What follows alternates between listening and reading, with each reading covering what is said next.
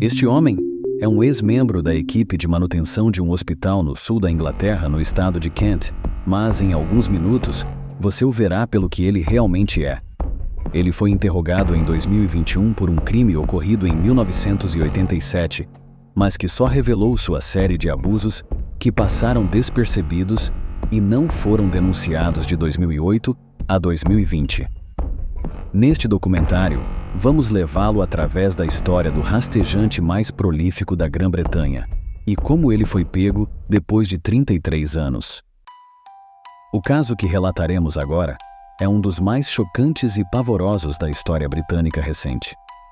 Em 1987, na cidade de Royal Tunbridge Wells, estado de Kent, ocorreram 2 assassinatos brutais que chocaram a comunidade local. 2 jovens foram estranguladas e agredidas sexualmente em suas próprias casas meses a fio. Esses crimes hediondos ficaram conhecidos como os assassinatos de Bedsit. Além disso, o perpetrador também foi condenado por ofensas no necrotério, onde abusou dos corpos de vários cadáveres femininos durante o tempo em que era empregado em 2 hospitais locais. Em 2021, ele foi condenado à prisão sem a possibilidade de liberdade condicional. O nome desse indivíduo, que causa calafrios e espanto aos moradores da cidade de Royal Tunbridge Wells, é David Fuller, o homem responsável por esses crimes horrendos que vão chocar e horrorizar você. Fuller começou sua série de crimes ainda no ano de 1987, quando perseguiu e assassinou 2 mulheres jovens no estado britânico de Kent. A primeira vítima, Wendy Nell, de 25 anos, foi encontrada em seu apartamento em junho. 5 meses depois, Fuller atacou Caroline Pierce, de 20 anos, em sua casa em novembro. Ambas foram estranguladas e sexualmente agredidas. As vítimas foram encontradas em locais remotos, longe de suas casas. David Fuller, também conhecido como o monstro do necrotério, um homem de 67 anos, abusou sexualmente de centenas de cadáveres do sexo feminino. Ele trabalhava nos hospitais e usava o seu ofício para adentrar no necrotério e cometer os crimes. As vítimas tinham entre 9 e 100 anos de idade. Por 33 anos ele acreditou que nunca seria pego, até que uma descoberta o levou a ser identificado como o principal suspeito dos crimes. A ciência finalmente o alcançou. Em uma manhã fria de dezembro de 2020, a polícia britânica invadiu a casa de Fuller. Essa ação foi o resultado de uma investigação complexa e demorada que começou após a descoberta de DNA que ligava Fuller aos 2 assassinatos não resolvidos em 1987. O DNA do assassino era conhecido desde uma revisão do caso em 2007. A análise posterior das amostras nos 2 casos confirmou que os assassinatos foram cometidos pelo mesmo perpetrador não identificado. No entanto, algo impensável viria à tona. O que eles descobriram em sua casa foi além do que qualquer um poderia imaginar. Os detetives encontraram uma coleção de DVDs meticulosamente catalogados e rotulados. Ao examiná-los, descobriram conterem gravações de Fuller cometendo atos inimagináveis de abuso contra cadáveres. As vítimas, todas do sexo feminino, variavam de 9 a 100 anos de idade. A extensão e a natureza dos crimes foram chocantes, mesmo para os investigadores mais experientes. Fuller, que trabalhava como eletricista em vários hospitais, usava seu acesso aos necrotérios para cometer esses atos hediondos. Ele abusou de centenas de corpos ao longo de um período de 12 anos, de 2008 a 2020. Cada ataque foi gravado e depois assistido por Fuller, que parecia obter algum tipo de satisfação mórbida dessas gravações. Entre 2008 e 2020, David Fuller abusou dos corpos de pelo menos 101 mulheres e meninas. A vítima mais jovem tinha apenas 9 anos. Infelizmente, 10 das vítimas não foram identificadas e provavelmente nunca serão. As idades das vítimas variavam de 45 a 92 anos, destacando a amplitude chocante de seus crimes.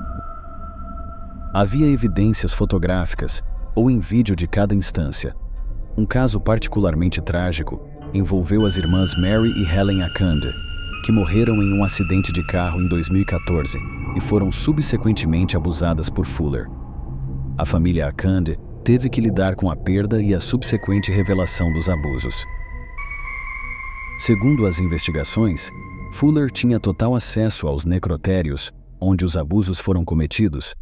Ele trabalhava na manutenção de 2 hospitais no sul da Inglaterra desde 1989. Esses hospitais eram o Kent and Sussex Hospital, agora fechado, e seu sucessor, o Tunbridge Wells Hospital em Pembury. Este caso perturbador chocou a nação e levantou questões importantes sobre a segurança e a supervisão em instalações médicas. A necessidade de proteger aqueles que não podem se proteger nunca foi tão evidente.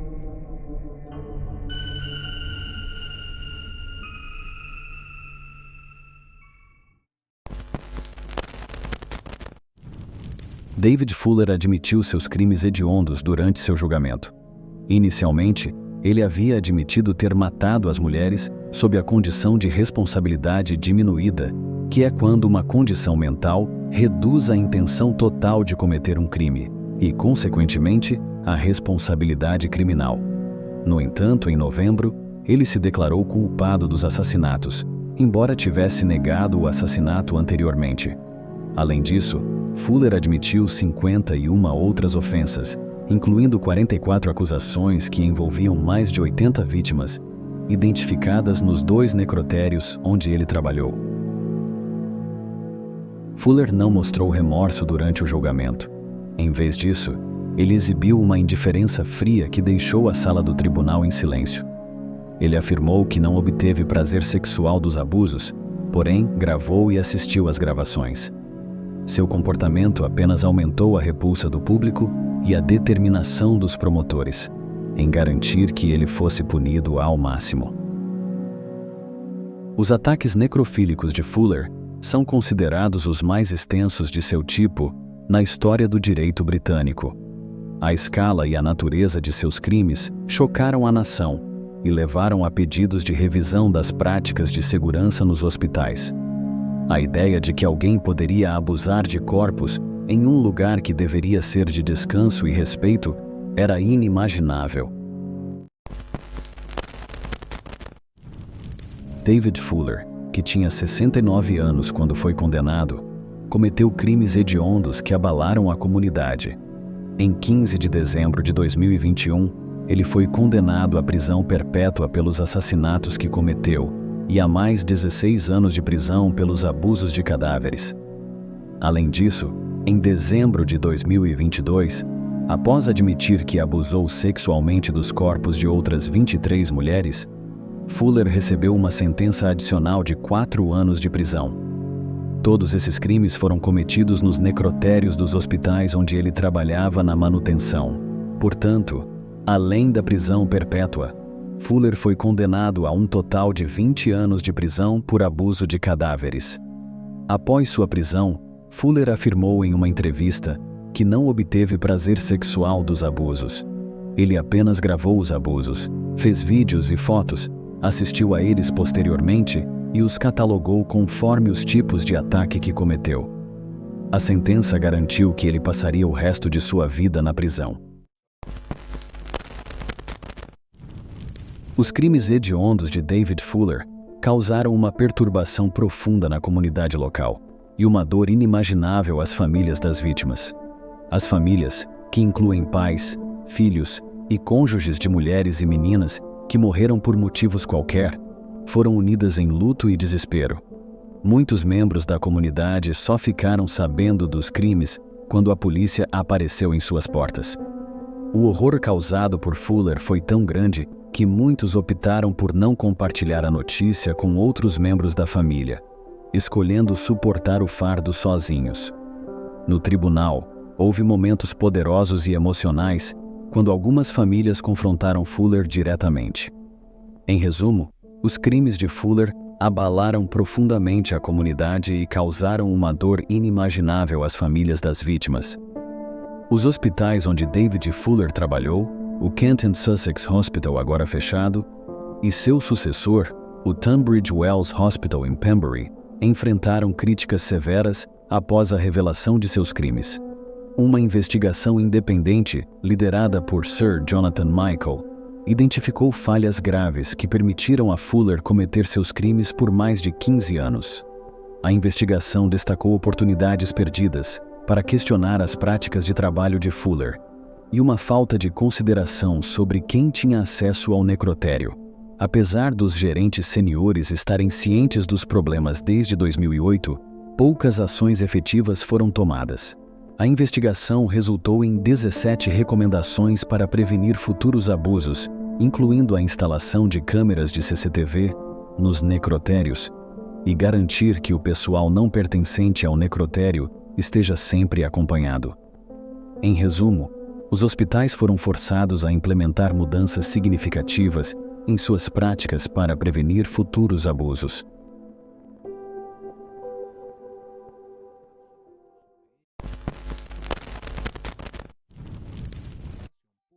A história de Fuller também serve como um lembrete sombrio de que, por mais que tentemos entender a natureza humana, sempre haverá aspectos dela que nos surpreendem e nos chocam. Suas ações terríveis nos mostram que ainda há muito trabalho a ser feito para proteger os mais vulneráveis entre nós, mesmo quando avançamos como sociedade. O caso de David Fuller é um marco indelével na história criminal britânica. Ele nos mostra que, por mais que confiemos em instituições como hospitais para cuidar de nós e de nossos entes queridos, mesmo após a morte, sempre há a possibilidade de abuso por parte de indivíduos mal intencionados. Este caso ressalta a importância de sistemas de segurança rigorosos e verificações regulares para garantir que os direitos e a dignidade dos falecidos sejam respeitados. Apesar da natureza horrível e desumana de seus crimes, a história de Fuller também é uma história de justiça. Ele foi finalmente levado à justiça, destacando a importância da persistência na busca pela verdade, não importa quanto tempo leve. E enquanto sua história é uma que preferiríamos esquecer, é importante que nos lembremos dela, para podermos trabalhar para prevenir tais atrocidades no futuro. Suas ações terão repercussões por muitos anos, e sua história não será esquecida facilmente.